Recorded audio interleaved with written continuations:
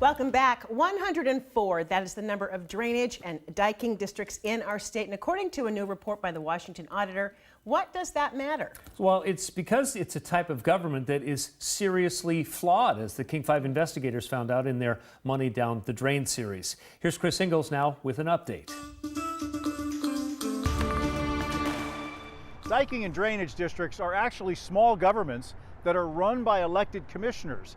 But here's the problem. Many of those districts have not held elections in decades, and commissioners have spent millions of tax dollars unchallenged.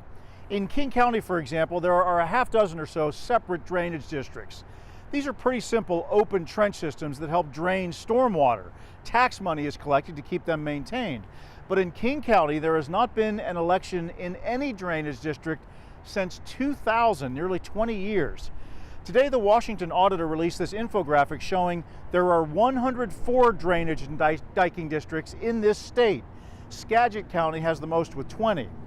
Our previous Money Down the Drain reports revealed an age-old state law that allows commissioners to keep their seats with no elections if they're unopposed. Because these races never appear on a ballot, taxpayers often don't know the drainage district even exists. And that's what happened in King County Drainage District 5, where former Commissioner Alan Thomas is now under FBI investigation.